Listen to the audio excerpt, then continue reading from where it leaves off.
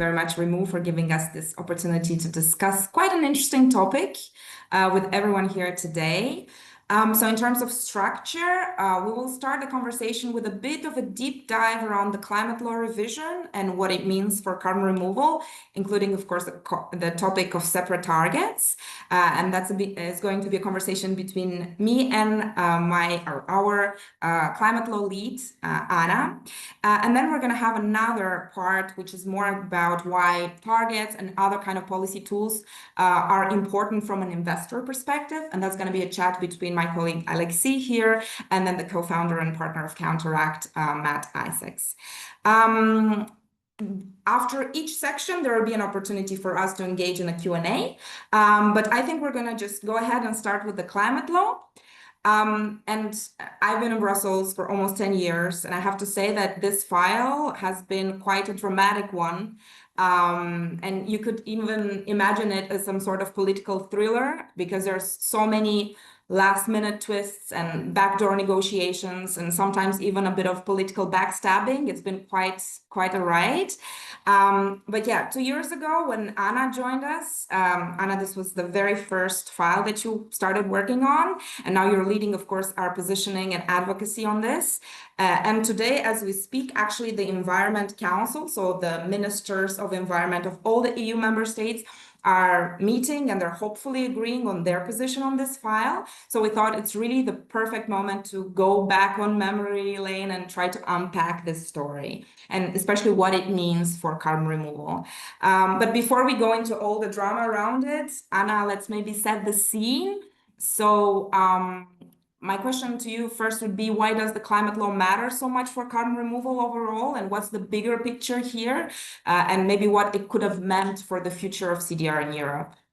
Yeah, thank you. Thank you so much, Rodica, and thanks everyone for joining us. I imagine most of you are familiar with the climate law, so I don't want to say too much of the basics, but essentially climate law is arguably one of the most important climate policies that we have. Actually, it is the backbone of EU's climate policy framework. So you know that we say the EU has the obligation of going net zero by 2050. This is because we have the climate law. This is where this obligation is inserted.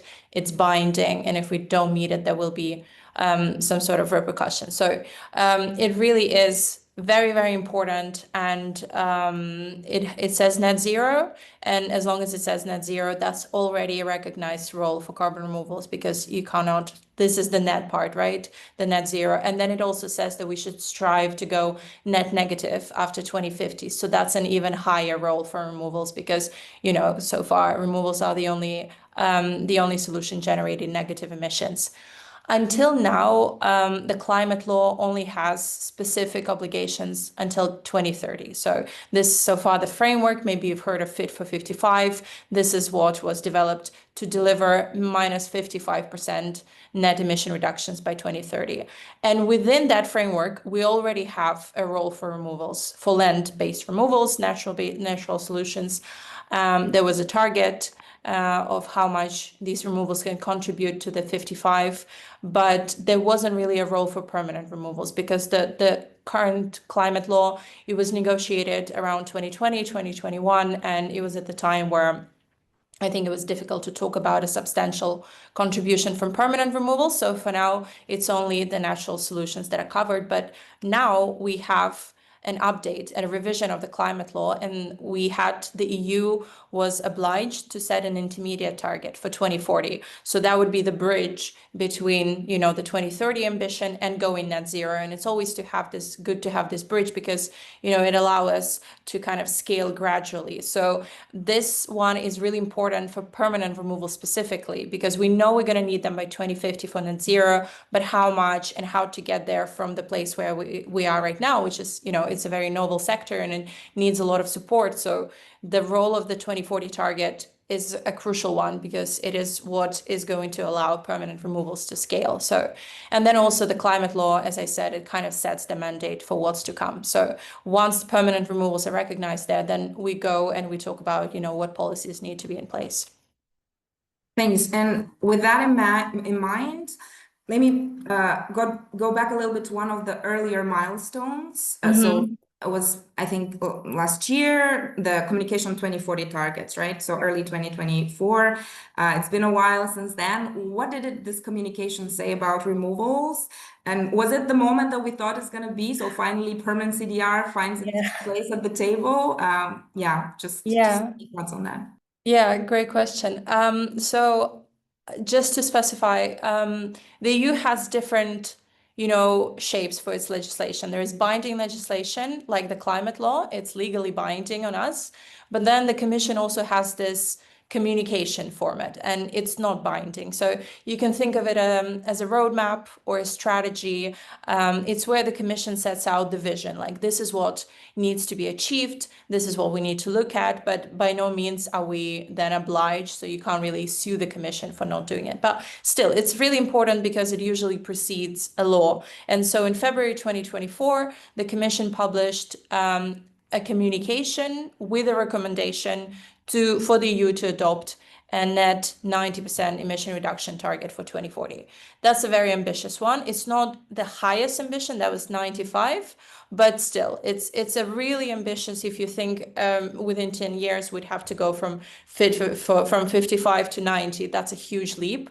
And to achieve this, in the communication, it said CDR by 2040 should reach up to 400 megatons annual capacity by 2040. So that's great. That was the first number we had for CDR, like kind of the tangible thing that we can hold on to. And that's a quite ambitious one. Of course, it encompasses both the land removals and the permanent ones. And the Commission didn't go as far as to say how much of each.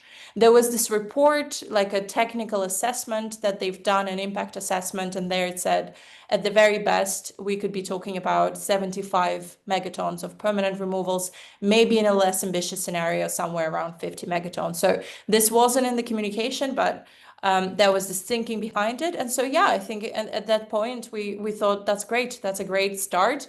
We already have a number for how much CDR for 2040. Now we just need to have these specific numbers, because it's obviously very important to distinguish between permanent removals and nature-based solutions. And so that was really the part that was missing. And I think we were all quite hopeful that that's the structure that the Commission is going to adopt in the climate law. Yeah, thank you. And if we think back to that period, so overall, what was the sentiment within the sort of the CDR ecosystem and the other NGOs looking at this file, academia? What were they looking for then as a next step in the actual climate law for us to be able to reach this potential target? Yeah, well, targets, exactly. That's what everybody was looking at, separate targets. Looking back now, I'm saying it was such a good communication. We had numbers, but back then we were not happy. We wanted separate targets. We wanted specific numbers. This is how much permanent removals we want. This is how much of LULUCF should contribute, because this is the kind of specificity that we keep hearing that the companies need, not just some generic statements, but we want to know how serious the EU is about permanent removals, about land-based removals by 2040, so that we can make a case to the investors. So that was a big ask of us, like, you need to give this sector some clarity, because they've done what they could voluntarily, but now they need strong demand signal from the EU.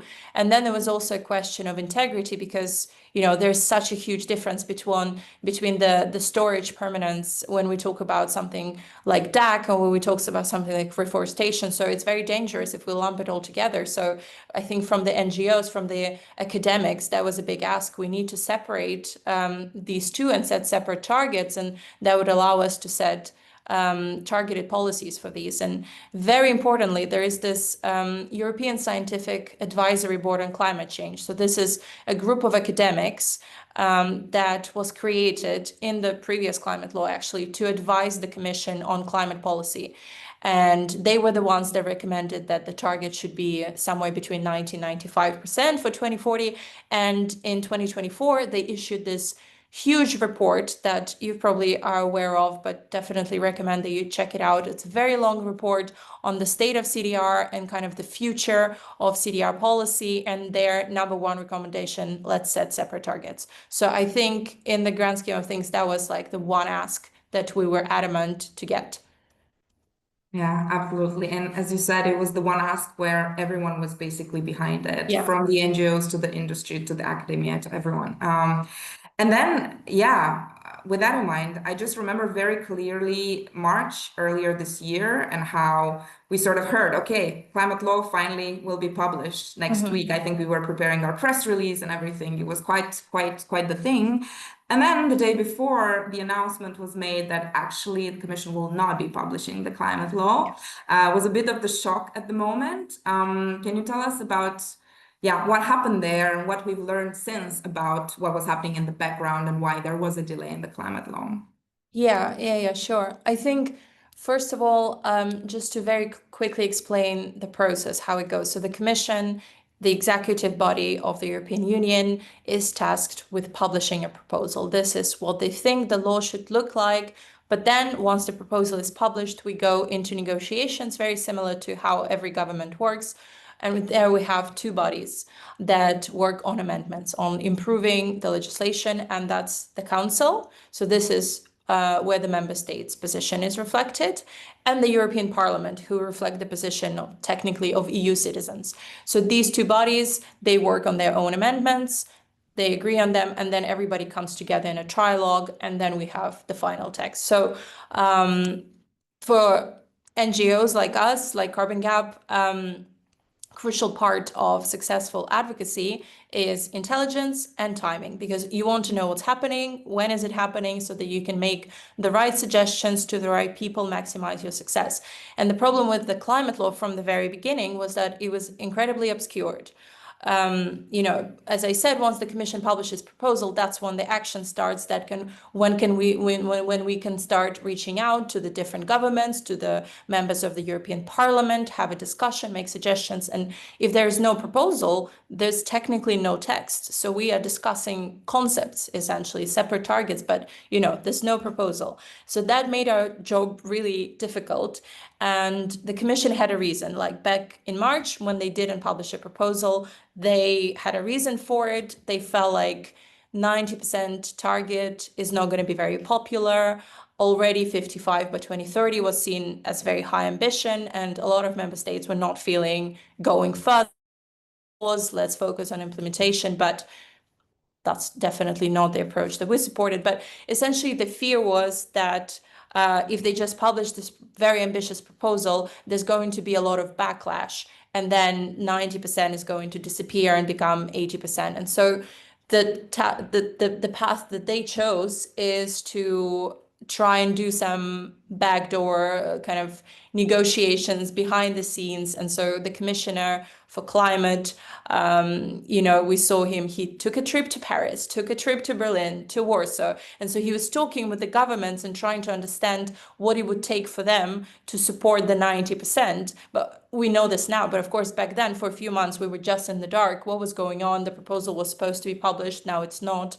And then the German coalition, there were German elections back then, and the German coalition published kind of its own roadmap. And there it said, we will support 90% with 3% international credits. You probably remember this all from the news. So that was, turns out, one of the bargaining chips, so that these big countries, they can support 90%, but the Commission is going to offer them some options to make it easier to reach. And part of this was you can outsource a share of your effort abroad. So that was one of the flexibilities. And it made it a bit difficult for us because, it was a political decision. This 3% came, where did it come from? Who did the math for it? Do we know that there are these credits? So it was a very political decision. And for us, it was a bit of a struggle because suddenly it was just part of the solution.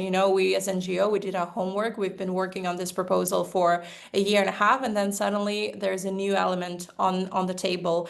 And so, we had to kind of go with the flow. Many countries were disappointed that the Commission waited so long because this time while they were negotiating behind the scenes, it kind of ate into the open negotiations time. But I guess at the end of the day, maybe it did save the 90%. It's hard to say what would have been, but there was a lot of political drama around it. Yeah, thank you.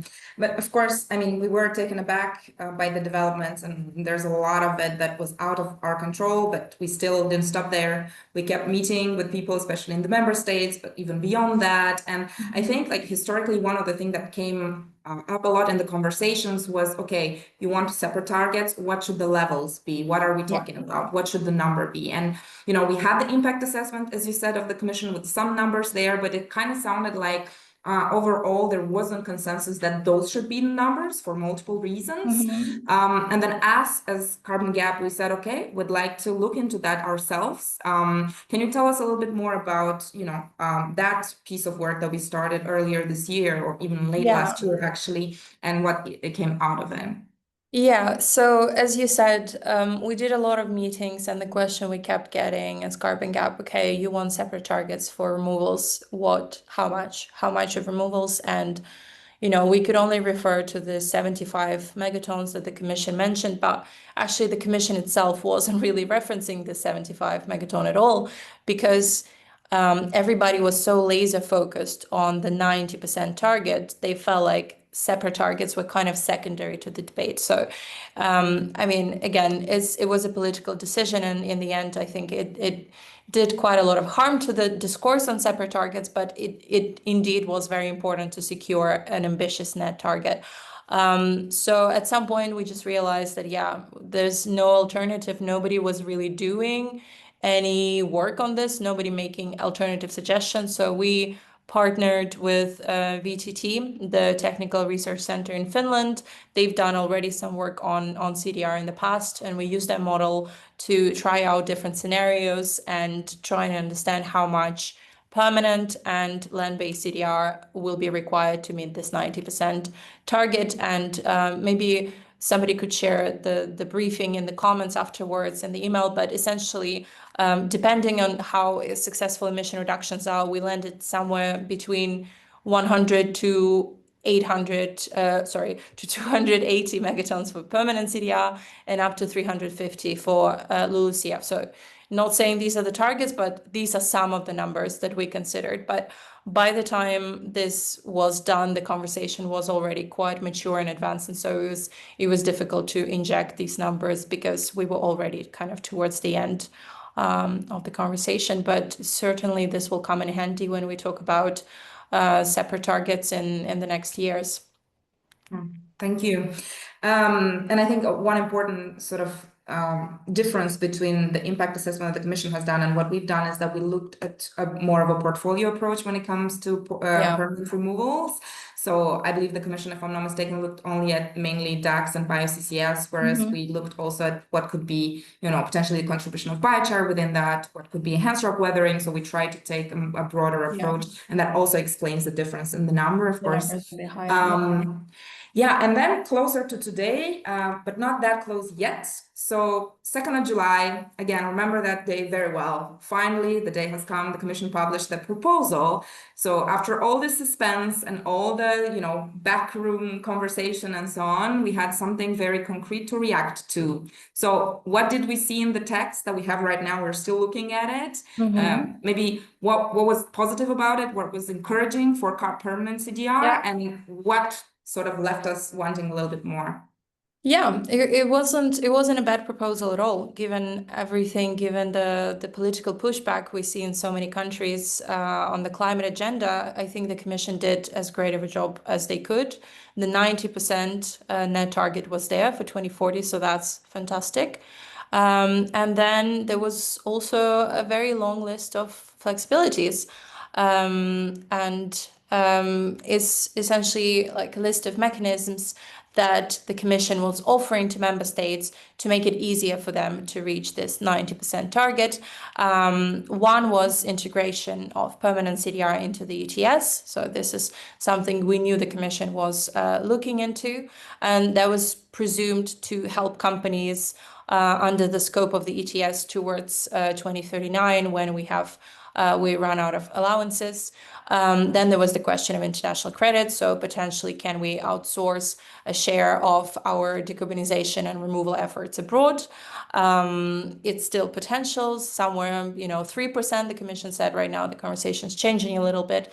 And then there was the question of moving efforts from one sector to another. So if you have a sector that's not doing really well on decarbonization, I don't know, let's say like housing or transport, but then you have the power sector that's doing really well, or specific industries, then perhaps if that sector is overperforming, you can kind of move ambition so that in the end, you kind of reach a good net. So yeah, and then for permanent CDR, so as I said, the ETS, and then in general, there was some wording on saying, yes, definitely permanent removals will play a role. So overall, it was a really good recognition of it. Then where it went further, it's difficult because, as I said, there were all these coalitions. There were ambitious coalition, and then there were countries that wanted nothing to do with the 2040 target. Poland, for example, Czech Republic, Hungary. There were so yeah. What followed then was a pretty bloody negotiation process.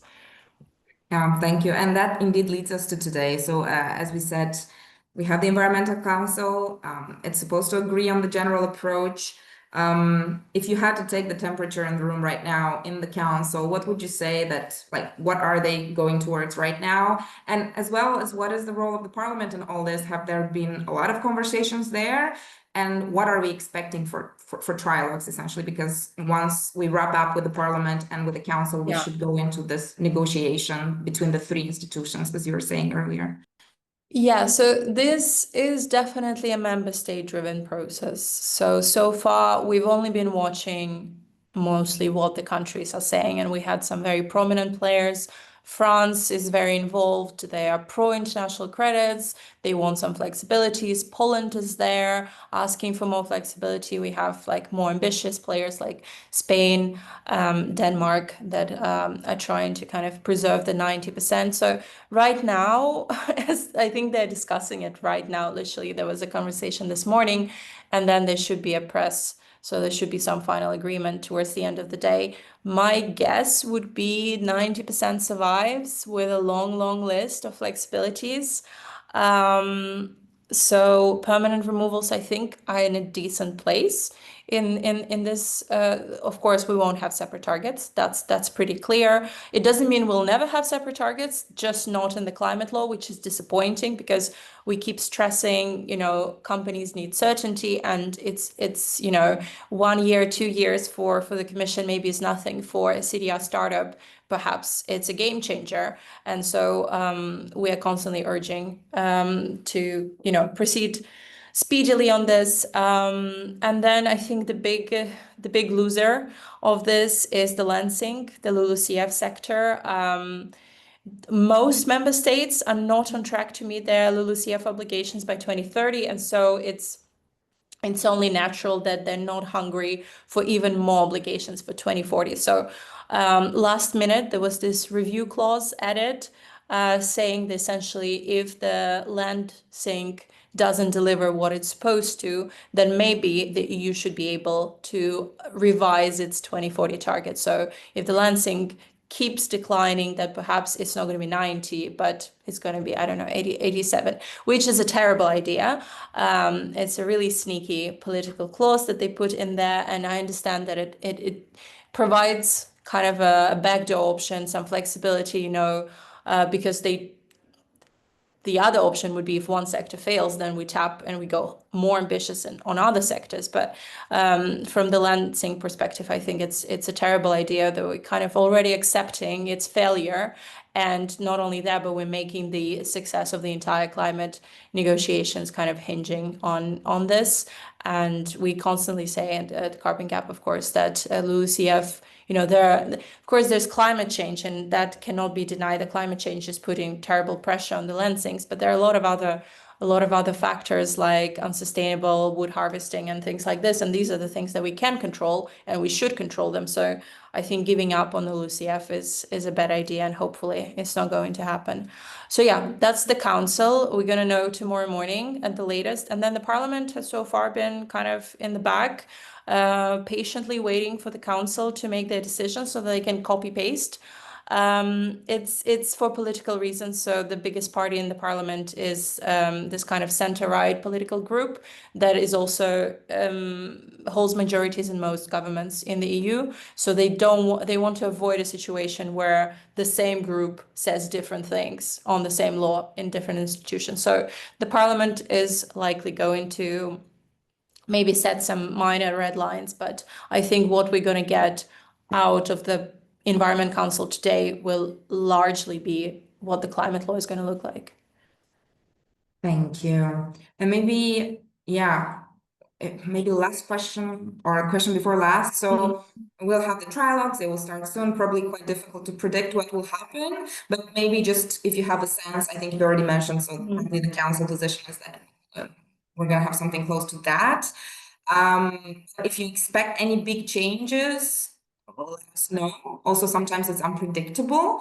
Yeah. And maybe even more broadly, what else is coming up on the horizon? So not only climate law related, but beyond the climate law, linked to the climate law. Yeah. I find like we're entering an interesting space for carbon removal. So yeah, if you can just tell us a little bit about that. Yeah, definitely. I mean, climate law is just the beginning. I stress how important it is, but the climate law sets kind of the framework, and then the art is what comes next. And that's all the proposals that are going to follow. I think many people know about the emissions trading system, the ETS. That's something that's going to be up for revision 2027, I'm guessing, and it could play a big role because there's this idea of integrating permanent CDR there. But there are other policies. LULUCF ideally is also going to be extended past 2030, so we have some strong regulation for the land sinks. The Commission, I think it's fair to say the Commission is thinking about a purchasing program. So before the ETS integration happens, we're going to have some sort of central EU mechanism that could procure shares of CDR, volumes of CDR directly. And yeah, I think there are different ideas, and the Commission is not quite sure how CDR fits into some of these frameworks. And one thing to understand right now is that we're in a place where any new climate law or like climate related legislation is incredibly hard to pass. There's so much backlash against, the green agenda, unfortunately. So the Commission is really trying to leverage what it has to kind of, extend it for CDR, for example. But sometimes it's difficult because, CDR is a completely different animal from emission reductions, and it doesn't always fit the same standards. So, as much as we can, we're encouraging the Commission to kind of think, courageously, and maybe before they start introducing including CDR in all these policies, have an overview. What is the state of the CDR sector? Because a lot has changed in the 5 years, and what are the funding gaps? What are the methods? Like, I think there's still a lot of questions that need to be answered, and hopefully will be answered. But yeah, I think there's certainly a lot of interesting files about industrial decarbonization. Certainly, we need to start thinking about what role permanent removals can play there. How do we kind of incentivize these big industrial players to start investing in permanent CDR? Yeah, there are a lot of questions and a lot of work for us. Absolutely. And I remember it was 2 years ago that we launched our vision for a CDR strategy for Europe. And ideally, we would have wanted it to precede everything climate law related, because it would have informed the conversation about the climate law, because in our mind, it would have brought together the element of funding for early stage projects, but also financing to get the bigger project off the ground and scale and so on. Also, the question of compliance would have been part of that. Use cases, claims, so many things. Hasn't materialized, but at the same time, maybe, it's worth giving it an additional push, because I think there's still a huge gap, right, in terms of centralizing everything CDR related, because right now it's fragmented.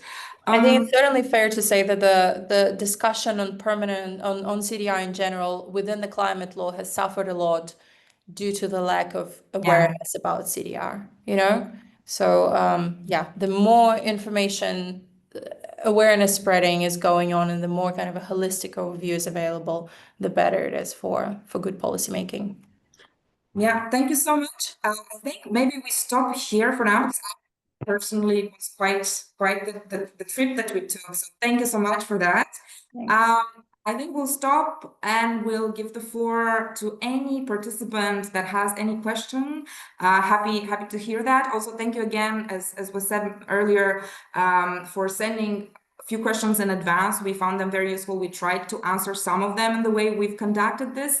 I know there's a lot of questions on ETS. We're happy to take some of them, but at the same time, I think it's really worth maybe the next session dedicating to the topic of compliance and ETS and bringing in the room the people from our team who are actually leading on that, because there's quite a lot happening right now that probably is going to be very, very interesting. But yeah, please, yeah, happy to hear questions. Yeah, thanks Rodica and Anna for the great convo. So yeah, open up for questions. So feel free to raise your hands and Rodica can address them for you.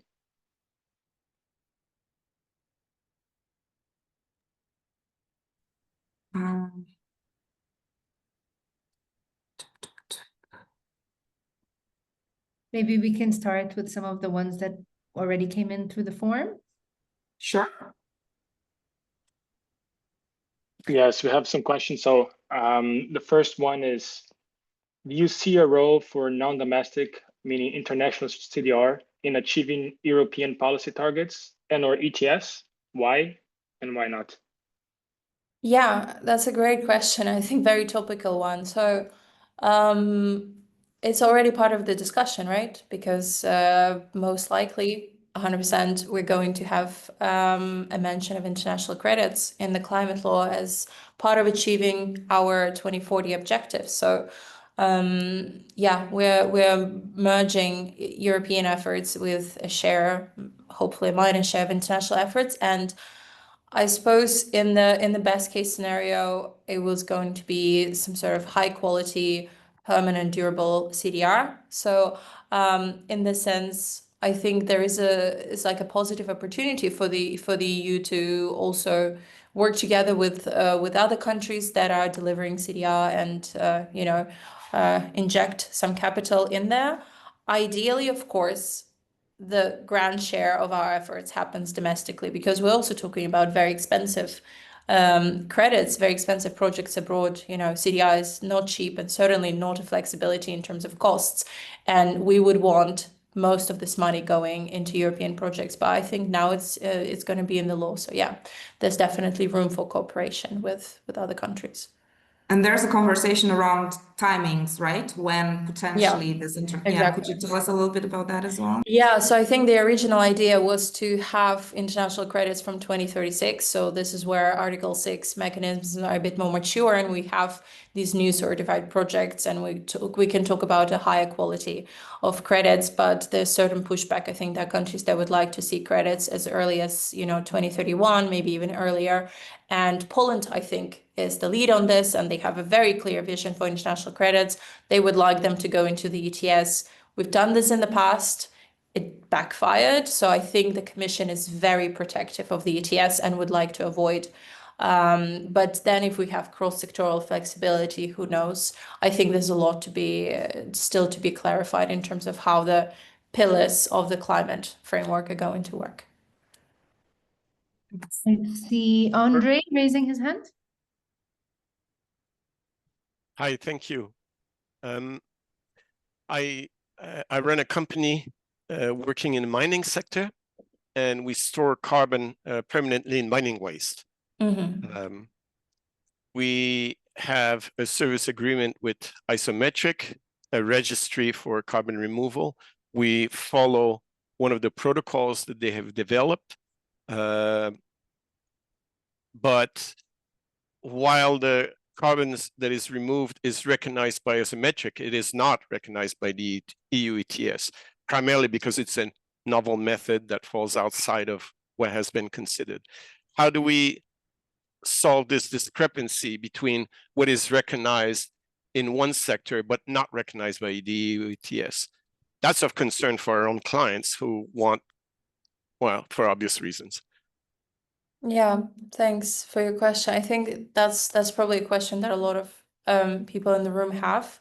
I mean, Rodica, you're the certification expert. I would just say that, of course, there's a big difference between, Isometric being a company and then the EU kind of as a whole and what they recognize. And EU processes take time. I think now there is the work ongoing on the CRCF, and perhaps later on some of it will be integrated under the ETS scope, but it will certainly take some time. EU is very, very cautious in terms of what it recognizes, and ETS took so long to kind of hone into the working mechanism that it is today, that you'll see that DG Klima and the Commission in general, everybody's very protective of the ETS. But maybe Rodica, if you Yeah, absolutely. And on the cautious kind of approach, this is very much also indeed what the Commission decided to do with this carbon removal topic. They said, okay, let's first look at what we have and try to certify it and try to understand what would be the quality criteria for carbon removal and what methods are going to fit those quality criteria, and like MRV certification and everything. So that's why we have the carbon removal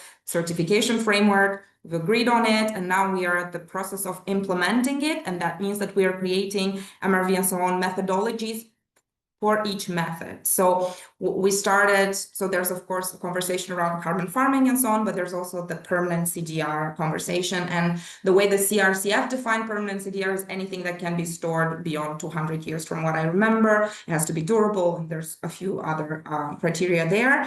And in terms of, obviously the Commission cannot start with everything at the same time, and there's also a lot of questions regarding the maturity of the method and so on. So right now we're in the phase of trying to finish the methodologies on the permanent side of things for bio-CCS and for DAX. And there's a conversation around biochar as well. So those were the three sort of methods that we started with. And at the same time, the Commission now is at least starting to think about enhanced rock weathering and about like some ocean CDR methods as well, but in very, very early stages. I think the big thing was always with the CRCF is that, and it was a big ask from Carbon Gap, what is it that you do once you certify this removals, right? There used to be a conversation around claims that we can make, the Green Claims Directive. It's been in legislative purgatory for about half a year. I don't think we're going to revive it. It's a bit of a loss, I would say. And now there's the conversation on ETS, because we're going to have the report on ETS integration next year and potentially also legislative initiative there. And I think, I think at this point, we know that removals are going to be somehow part of compliance. The big question is around design, how we're actually going to do it. And there's a lot of design options that they're considering at the moment. I know for a fact that it's going to be a very cautious, again, approach, as Anna was saying, and they're going to look at the most mature methods. And they're thinking, I think, now about BECS and DAX for the moment. I don't know about the wording and how open it's going to be in the future for other methods, but I believe this is the starting point. And it's still very early in the conversations. We're not talking volumes yet. We're not talking like concrete numbers. But yeah, as we said, an exciting sort of year to come for carbon removal. Let's see what comes up. And I understand that probably this sounds frustrating because everything is being postponed year by year, and ideally things would happen faster. Unfortunately, that's not how the EU works. But at least, I mean, with compliance and the ETS, realistically, this will probably kick on with 2030 or so, later 2031. In the meantime, it's very important to bridge the gap, and the Commission is very much aware of that, and they're considering this purchasing program, again, as Anna was saying. And there, from what we've seen, that the sort of the entity advising the Commission on this topic is really pushing for a portfolio approach and for like purchasing diverse kind of like credits from diverse methods. So it wouldn't be just BECS and DAX, it would be other methods as well that of course have to be certified under the CRCF. And that hopefully will start maybe next year. That's our hope, but yeah, let's see. Again, as I said, it takes a bit of time with the EU always. Perfect. I think we have time for maybe one or two more questions before we jump to the next convo. We have a question from Keith on the chat. Keith, would you like to ask it live? Or we can ask on his behalf. No, I'm here. I'm here. Thank you. There's this 75 megaton target for permanent removals. How is that number reached?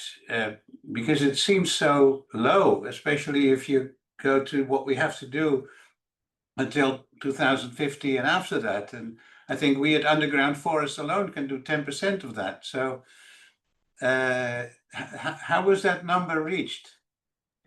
I think the Commission will be very happy to know that you already can reach 10% of this. I mean, again, this target is really just a number in a technical document that the Commission has done.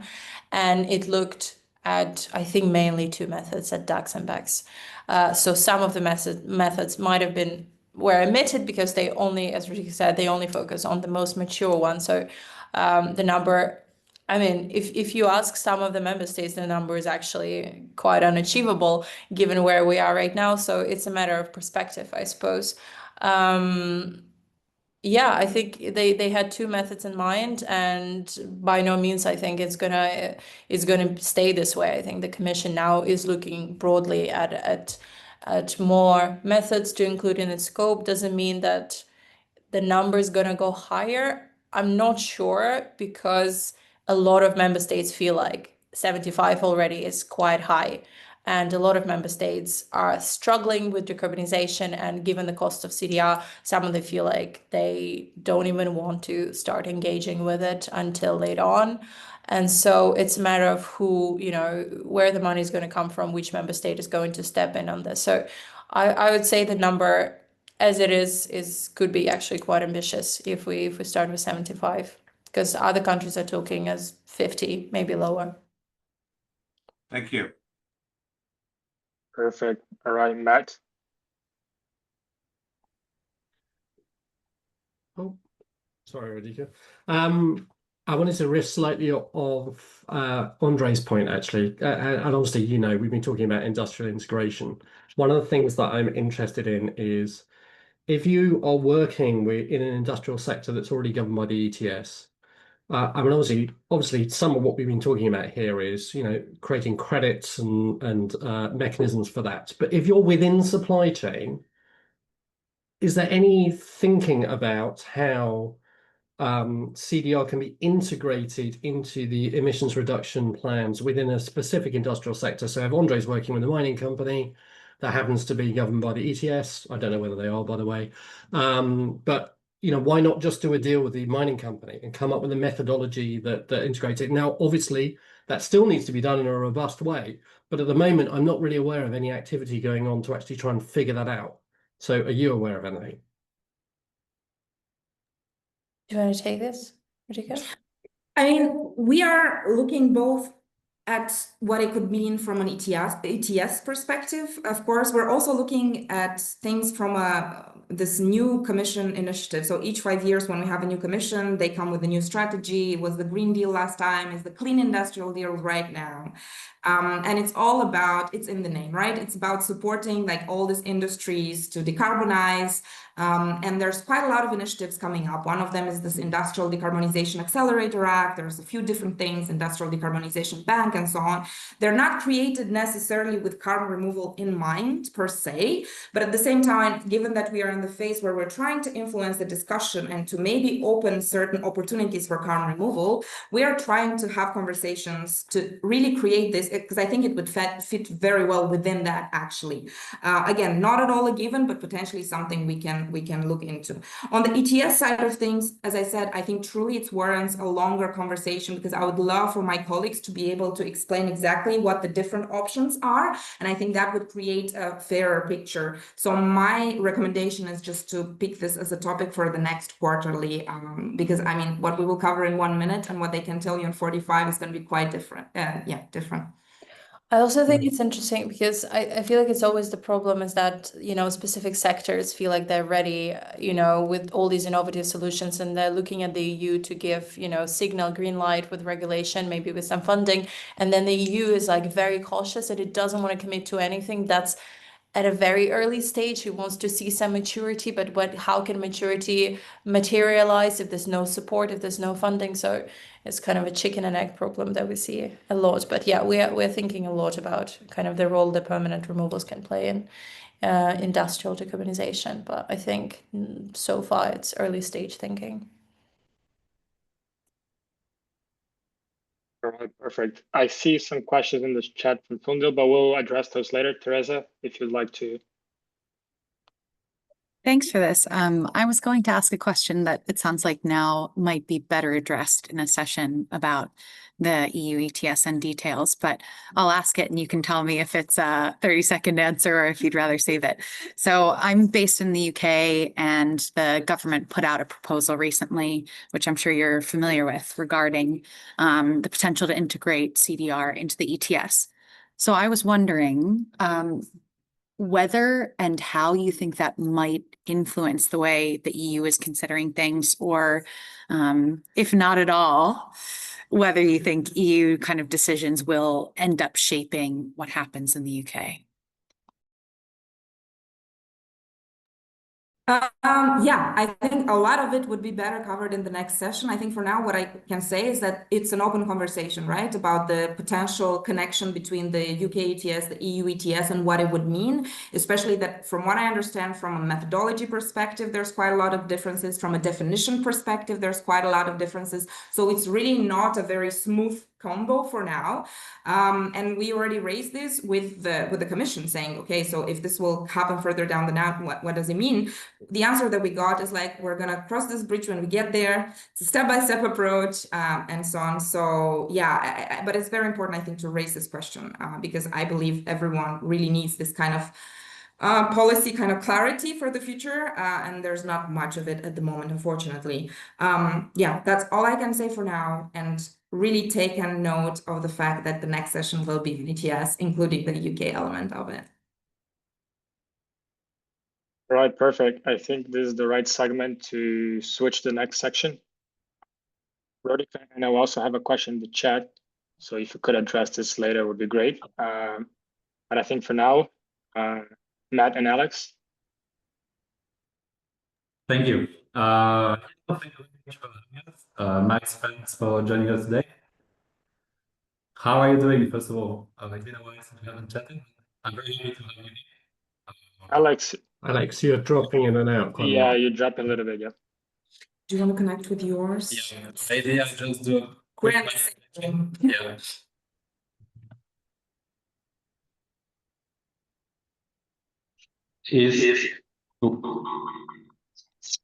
Is this better? Is this better? Now we can hear well. Okay, perfect. Thank you. It's always the little hiccups when we're in the same room. Okay, but yeah, thanks for coming today, Matt. As we discussed briefly over email today, I want to touch on three main topics. First one would be how policy impacts investment decisions. Second one would be more or less how targets and market signals can unlock investment. And then the last one would be just talking about incentives and what's to come in general. I'm personally very happy to have this chat, as in Brussels, we don't really get to hear the investors' perspective very often. And we started discussing a bit in Malmö a few months ago, and I thought this would be a great way to continue the discussion. So just to kick things off, I just want to go back to 2021, when you co-founded Counteract. Personally, it's also actually the first year that I got into CDR. I was writing my master's thesis on Swiss CDR policy after what I found was a quite striking mismatch between how CDR was talked about in the academic sector, where it was whether we should somehow engage with CDR in the far future, whether it's mitigation debt funds, whether it's geoengineering, etc. And then looking at Swiss long-term climate plan, where they actually literally said we need 7 megatons of CDR by 2050 to reach carbon neutrality. So I guess I'm just curious to start with, after your past experience co-founding and growing one of the largest independent digital media agencies in the world at the time, what made you say, okay, let's start one of our first CDR-focused venture funds out there? Sure. We did actually, in fact, we founded in 2020. So Oh. we launched in early 2021 because we were working behind the scenes in late 2020. But look, I think as you've mentioned, my background and that of my co-founders at Counteract is from a kind of entrepreneurial perspective, mainly from a bunch of kind of tech stuff, originally fintech, and then the intersection of advertising, media, and tech. And to some extent, we started Counteract as an attempt just to try and do something that was climate impact focused, that could use our skill sets, both as in terms of building businesses, but also we all come from kind of scientific and kind of economics kind of background. So by training, I'm a natural scientist. It was a long time ago now, and obviously it's not what I spent most of my career doing, but kind of it's still in there somewhere. And we do spend a lot of time talking to the academics in this space that are working on this problem. I mean, obviously, as many of you will know, the UK is blessed with a really, really deep level of scientific academic expertise in this arena, and has had a long-standing program of research. And in fact, you can go back to 2018 when the Royal Society, which is one of the leading scientific institutions in the UK, actually published a paper specifically about what in the UK is referred to as greenhouse gas removal. So, a long time before, actually, it was really talked about in very mainstream ways. I mean, many of you will know that it's been embedded in the IPCC reports actually for a very long time, certainly well over a decade, but it wasn't talked about. It certainly wasn't really talked about even in 2020. I have the good fortune to have a co-founder whose idea of fun on sabbatical was reading the IPCC reports. So the short story is that Andrew, one of my partners, found carbon removal literally buried in the appendices, kind of went, that sounds like a really wickedly difficult problem to solve, and no one seems to be talking about it. And so that would be our idea of fun, wouldn't it? Kind of thing. So that's I mean, probably only entrepreneurs would ever think like that, right? But that was the thinking. And I think it's fair to say, to be upfront, and a real appreciation for all the entrepreneurs on this call, right? It takes a certain kind of attitude to want to even start a startup. It's not for the faint-hearted. It's really hard building businesses. So I'd like to reiterate, I know there's lots of startups on this call, like massive appreciation for what all of you entrepreneurs do, because I have been there, I have done it multiple times. And to be blunt, the three of us we've all worked together for more than 20 years, and we looked each other in the eyes and kind of went, are we going to do build another business? And we kind of went, we're not sure we want to do it ourselves. We want to work with other people doing it. We didn't really take account of the fact that actually it turns out that starting, a venture firm is itself a business, of course. So, we've slightly fallen into our own trap there, but look, it's a real pleasure to work with entrepreneurs at an early stage. And for those of you who aren't familiar with Counteract, as we're saying, so we were the world's first dedicated carbon removal investment group. Unlike some of the others, we take a very broad view. We align with the IPCC's definition, so we do nature-focused things as well as engineering. And in fact, I lead on natural climate solutions, but obviously I'm on the investment committee and I review opportunities across everything. And we've got 25 companies in the portfolio, like right across every single pathway you can think of. So it's quite a big portfolio. It's internet. We're a global fund, so it's companies all around the world. And yeah, it's been a roller coaster ride. What else can I tell you? Indeed, it sounds like one needs to have a bit of madness inside of them to launch into this sector. But I think that's also what makes it so interesting and so exciting to work in. But yeah, I wanted to start with a quite broad policy question. When you are looking at different CDR startups, how much are you thinking, okay, what does the policy landscape look like for this particular technology? Do you think about policy at all during the investment decision? How does policy shape your assessment of startups, basically? Well, what I'd say is that there's massive differences across different kinds of pathways. And there are some arenas. Well, in fact, the first thing I would say is we are not a carbon markets investor.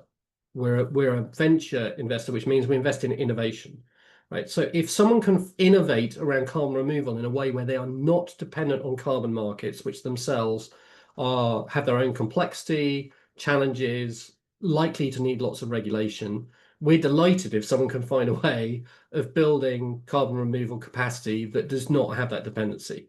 And I think I would encourage all the startups on this call to think about that, because security in terms of revenue streams is really, really important to how you build any business, of course. I think if you'd asked us, 2 or 3 years ago, we would have said that, if you like, the securing of, say, credits under the IRA, whether it's 45Q or something like that, or getting a grant through in one of the DAC hubs in the US, for example, if that was what you were doing, that kind of stuff would give a lot of assurance. I think what we've seen, obviously, in recent times is not quite so much as everyone thought, right? What were government commitments have turned out to be not quite so firm. And so I think everyone is, looking at that, slightly wondering, where can you rely on those kind of commitments with the current geopolitics that are playing out, particularly around climate policy? So that's going to continue to be a big issue. And obviously, everyone's asking these questions like we were earlier on this call about what's the direction of travel for the EU ETS. It's clearly going to be really, really important. There's this tension all around the world around the desire from the innovators to have clear line of sight to what kind of market they're building into, and the desire of regulators not to move ahead of, particularly ahead of the science, to be blunt. And there is a tension there, without a shadow of a doubt. We're very early stage investors, right? We're pre-seed and seed. We'll follow on at Series A, but we would not write a first check at Series A. To some extent, we're always taking huge risks anyway. So, our business is taking risks on innovators. Having said that, as businesses start to mature, and particularly as you start to get to kind of Series A and beyond, the need to show assurance in terms of revenue gets higher and higher and higher. So it may be perfectly possible for us to get comfortable supporting a business. Well, in fact, most of the businesses that we invest into will be pre-revenue or very, very early revenue. There's certainly pre-product market fit, which means, there's not yet an established model as to how they're going to generate revenue. But that need to show the path to revenue just gets higher and higher as you go through different funding rounds. And markets are tight, without a doubt. I'm sure you've all heard this from everyone, right? It's definitely tightened very significantly over the last 2 years. It is worth saying, by the way, that tightness in terms of capital in the markets is not specifically just down to climate. As in climate investing. Like, the tightening is actually across all capital that's early stage and high risk. So all venture capital, including traditional tech investing, has had quite a squeeze in terms of capital. And it just means, and of course, we've had inflation at a level that it hasn't been for quite a long time, certainly, for most of the last decade. And that completely changes the investment dynamics. So the need for investors to have higher assurance in terms of revenue is higher than ever. So yes, policy is really important, and I think we really suffer from it in this market, right? That the lack of visibility of the direction of travel from a policy perspective is problematic.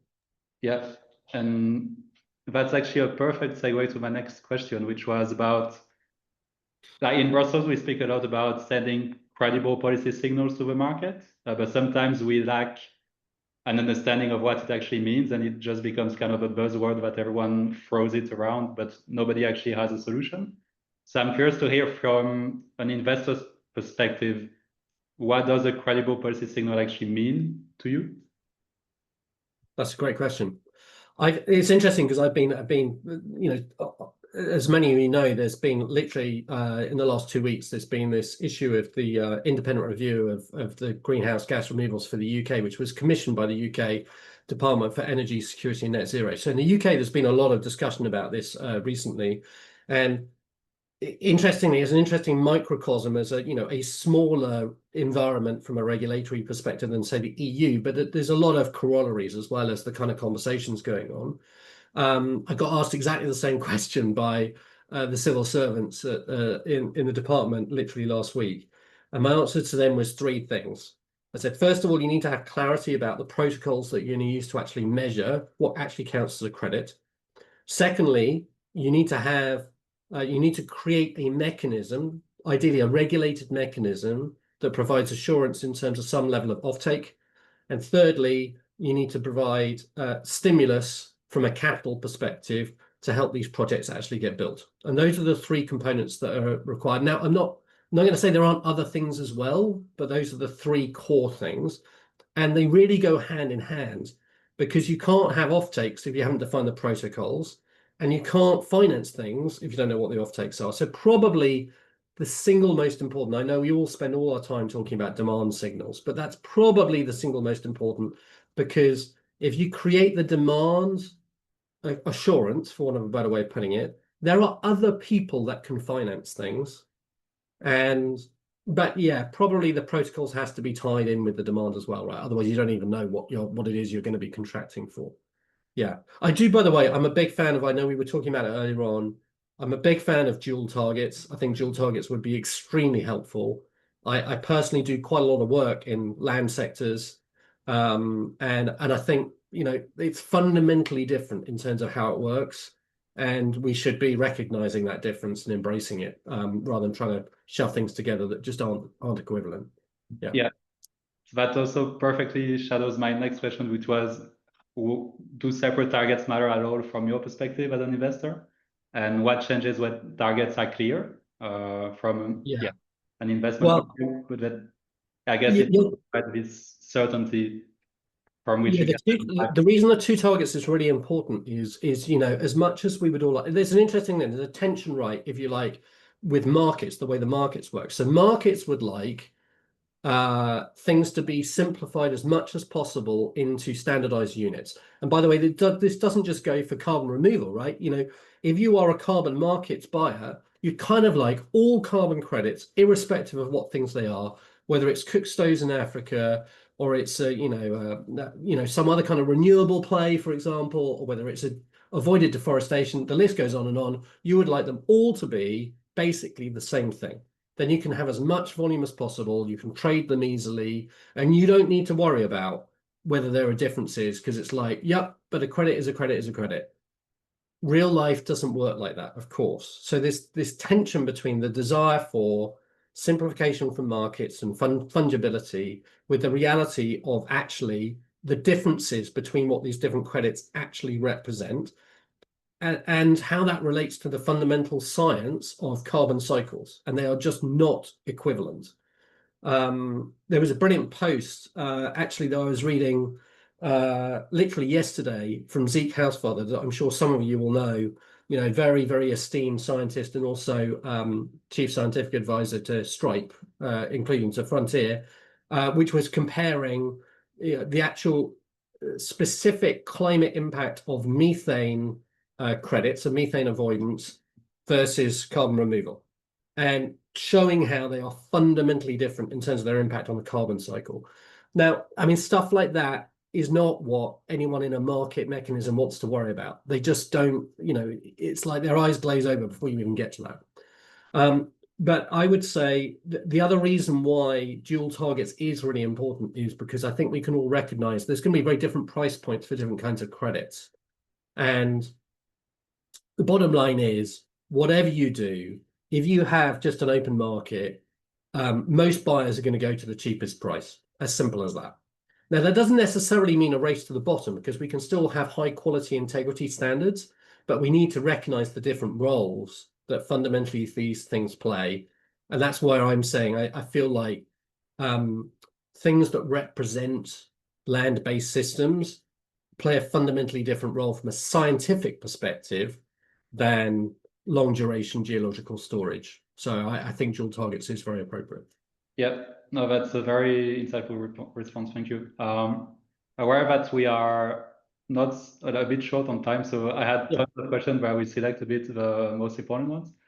I would say we hear a lot that these times, both for geopolitical reasons, for investment reasons, for general like technological reasons as well, with some discussions around DAX that we saw.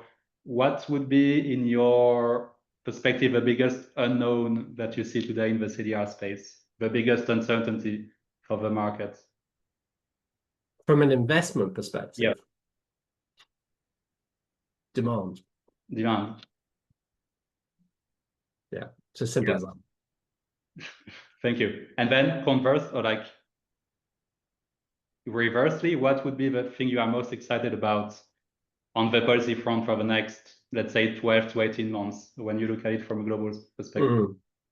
Well, it's worth saying that I'm not a policy expert. Mhm. I mean, obviously, we have to think about it from an investment perspective. So I'm going to completely fudge this question because I'm going to give you an answer to a different question. Mhm. I am most excited by the innovation that continues to come through in the ecosystem. Yeah. I mean, what we've seen is when we started Counteract, honestly, we were quite worried that there would be enough innovators to invest in. And certainly the ecosystem at that point was definitely under 100 companies, probably, you know, quite significantly less than that. There are undoubtedly, there's well over 1,000 companies operating in this space. And frankly, if you have a broader view and certainly align with the IPCC's definition, it's probably way more than that if you think about all the kind of natural climate solutions space as well. And there's been an explosion in innovation, and there still continues to be. I think a lot of the innovation over the next kind of 5 years is likely to be on really specific points of optimizing efficiencies. It's people with new MOF frameworks or new processes that can deliver incremental efficiency improvements, if it's industrial processes or things like we've been looking at, for example, microbial accelerants of ERW processes, things like that, things that are using different technologies, whether they're coming more from a biological perspective or a chemical or a physical perspective, to accelerate the processes that already have been established in terms of the fundamentals of science. Yeah. That's not a policy answer, though. I'm not a policy innovator. No worries at all, completely fair. I had another question, but I guess you might take it as however you want, because it's also more or less policy related. But I would say, what advice would you give to CDR founders navigating the current policy landscape while building and fundraising for their CDR startups? I think what I would say, actually, my main bit of advice is look, as I talked about earlier, like building a business is hard. We have seen over the last kind of 3 or 4 years, some players raise really, really large amounts of money and try and do the kind of classic, frankly, Silicon Valley, hyperscale, build it and they will come type approach. That, by the way, isn't the way that we built our business. Like, we bootstrapped all of the way. And I'm not saying that's the right answer either, but generally my advice would be really, really tight on your financials and commercial approach, and be really, really focused on what the things are that you are going to make a difference on. Because one of the things that happens when people raise a lot of money is they try and do too many different things at the same time, and they end up basically burning a lot of cash doing things that end up not actually being very important or that don't work. And I'm not trying to discourage. I mean, all entrepreneurs are taking risks, but particularly in the early days, you need to be really focused. What are the things that you particularly are going to go and solve versus anyone else in the market? And just nail those things and be really clear when you raise money, what it is you're going to achieve with that money that you've raised, and then just be really lean, like be really, really tough on where you choose to spend money or not. But there is an element of, you're always trying to do as much as you can with as little in the early days, right? Like, if you can find ways of, frankly, leveraging other people to get things done, beg, borrow, and steal other people's capacity, partner with academic institutions if you can, partner with other people that are interested in doing things in similar spaces. Like, yeah, it's your ability to achieve things is not, you have to operate in a way where you're not limited by, if you like, just the team and the capacity you have within that team. Think more broadly about that as how you can crowd in other capacity. And I guess that also becomes increasingly important when graduating from seed to Series A, for example. Like, is there particular characteristics of CDR startups that you have looked at that graduated from seed to Series A, for example? That could be... Well, Series A, look, the bottom line is Series A, you have to be able to demonstrate revenue.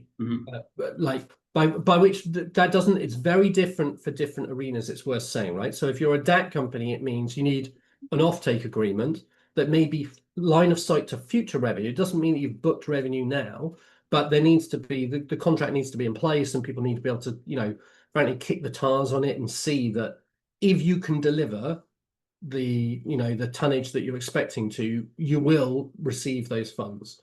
If you're in a different arena, I mean, you know, one of the companies I'm on the board on is a geospatial carbon quantification business for above ground biomass, right?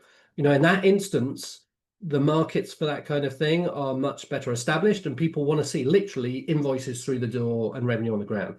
Like Series A, traditionally it used to be you need $1 million in revenue to get through Series A. Honestly, now you're talking 2 to 3, ideally, to really raise a decent Series A.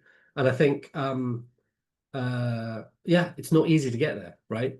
So what we're seeing is it's taking a lot to get from pre-seed and seed to be Series A ready. We also, like, everyone needs to recognize and remember that, you know, most startups don't make it through that phase. That's not this sector. It's just most startups in all sectors do not make it through that phase. So yeah, it's hard. Yeah, no, thank you very much. So what I take from the discussion is mostly clear demand signals as the main unlock to private investments. I don't think that's a big surprise to anyone. Exactly. It's not a major scoop indeed, but thank you very much. I think that was super insightful to hear both like your perspective and then some advice for CDR startups as well. I hope as Carbon Gap can also take some of these insights to better frame our messaging. For some context, I'm also working right now more on the financing perspective of CDR, how to make sure that the potential purchasing program, for example, would have a necessary financing tool to make sure that what is purchased can actually be delivered as well, which is also a concern that, I mean, not a concern, but something that needs to happen. So yeah, all of this to say, thank you very much. Now I think we have about 12 minutes for some questions from the audience as well. Yes, indeed. So Matt, Alexis, thanks for the convo. Yes, open up for questions if anyone have them. And also, if there are not many questions, if you have any questions for us, Matt, also always feel free to shoot them across. So yeah, not to put you on the spotlight. No, while we're waiting for others, there was one other thing actually that I thought was probably worth mentioning. So, I mean, obviously, you know, inevitably, given your focus, you know, we're talking a lot about EU and what's going on in Europe. I do think, as I mentioned, we're a global fund. I also am very involved in what's happening with the climate champions in terms of COP processes, you know, and I think there is a wave of increased interest in removals around the world, definitely in some developing countries as well. But, you know, I think Brazil, Kenya, India, these are all countries where there's actually a lot going on. And I think for the startups here, I would say, I know that there could be issues from a regulatory perspective in terms of cross-border CDR. I think that conversation is, you know, I get the argument for doing everything domestically, but I also think there's a real openness to exploring what that could really be without allowing it to create too much kind of leakage in terms of responsibility. But I think there's a recognition that there could be places in the world where it's just fundamentally better to do some of these things, and that varies by pathway, right? So you know, there are places in the world that have got opportunities to inject carbon in particular ways that just don't exist in other parts of the world, or where mineralization will be faster because of the climatic conditions, or whether there's a more ready supply of biomass, if you're talking about BECCS or bikers or biochar or whatever. So these things are really important. And I think that the traditional thinking that the driving forces of this market are, at least, you know, simplistically, it's felt like it's been very driven by Western economies, you know, to date. I'm not sure that's going to be true in the longer term. And I think we need to be open-minded as to who, you know, where are the pioneering kind of countries in terms of actually building capacity for, particularly when we start thinking like 2040 and beyond. And really, you know, it could come from very different places. So I would really encourage people to be open-minded to that. Yeah. And even in terms of demand, I've seen Singapore, for example, just opened a new request for proposal for Article 6.2 credits, for example. Absolutely. Singapore's very proactive. The stuff coming out of Japan, although it's a little bit more complex in Japan at the moment, it's become a bit political.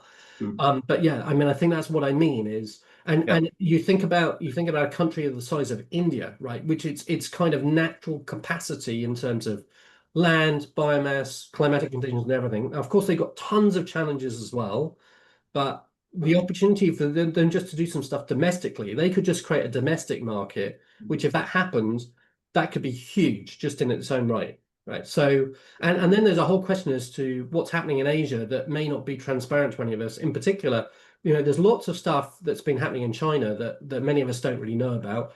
It's worth saying, if you read the State of CDR report, you'll see the vast majority of the uptick in terms of above ground biomass, in terms of this is forestation, right, is actually in China. It's got nothing to do with carbon markets whatsoever. It's government policy that initiated reforestation and afforestation. So I think if you want to get a macro view of what's going on, you need to step back a bit and realize there's lots of things in other parts of the world that are working in different ways. Yeah. I can see there's a hand up. Indeed. Yes, Keith. Thank you. Nice to see you again. Yeah, nice to see you again. We drive piles into peat land with a guaranteed 10,000 years removal permanency. But we have difficulty with the narrative, because if you use trees to remove CO2, it's obvious that trees are the best at removing them, but people have the idea that you shouldn't take trees out of the forest, and that if you do, you should use them for something useful and not drive them into the ground. Where we can all calculate that if you put a whole tree into the soil forever, you can, on the same hectare, you can do a 20-fold removal as in the forest on top of it. So the narrative, the myths about the forest, the idea that the forest will always keep taking CO2 out of the atmosphere. Trees do, but the forest doesn't, because it's only 1 hectare of photovoltaic photosynthesis area. So I have trouble getting a novel methodology sold to the people who want to buy credits. Well, what I would say is, look, you're doing something novel, which is always when you're doing something novel, it's always more challenging in terms of building the narrative. What I would say is, I think people who are savvy in terms of this arena will totally get what you're doing, right? There's plenty of people who understand the potential of biomass in terms of its use across a whole range of different carbon removal approaches, and there's plenty of people who know about the dynamics of wetland environments. And combining the two is really interesting. So I don't think you should be concerned. Are there people that will get it? Yes. I think it's always going to be a longer path with novel approaches, certainly from a getting protocols established, from a regulatory perspective. I mean, to be upfront, we've got some of these in our portfolio. We've got a couple of companies where they are the only people in the world that do the particular thing they do. And the reality is, it's well, how do you build a market around a single company? It's quite hard, right? So they're the only people, if you advocating for regulation of the particular approach or whatever. It's tough. It just really is. But it doesn't mean it's not worthwhile. I'd say we, as backers of innovators, actually think that's the kind of stuff that's really interesting and important, because that's the stuff that can create breakthroughs. Now, whether or not I know we've spoken briefly before, but scalability is, of course, a question with any particular approach.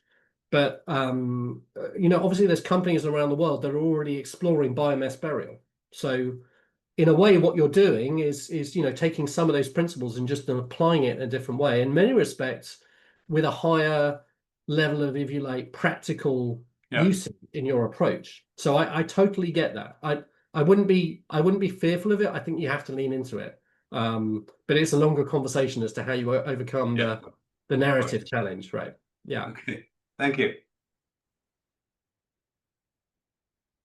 Perfect. Mhm. I Yeah. think we're towards the end of the session. Unless you have any last minute questions, we can start wrapping this up. Maybe one thing from my side first. Thank you so much, Matt and Alexi. That was an amazing conversation.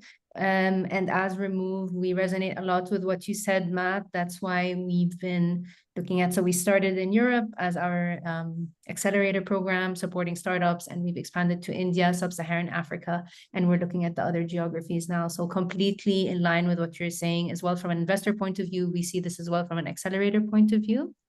And to complement what Matt was talking about and Alexi about navigating venture capital for CDR startups, Matthias will share in the chat. We have actually as well Counteract view included in there, a report called Navigating Venture Capital for CDR Startups, where we interviewed 20 stakeholders, 16 of them from venture capital side and 5 from startup side that have successfully raised. So that's a plug. You can find it in the chat and see complementing what Matt and Alexi discussed today. So thank you all for that. I think I can bring us all back to plenary and remove the spotlights. And thank you as well, Rodica and Anna. And then Matthias, if you would like to do the final closure. Happy to. Yeah, so thank you everyone for being here. Just a reminder that we usually organize the sessions every quarter.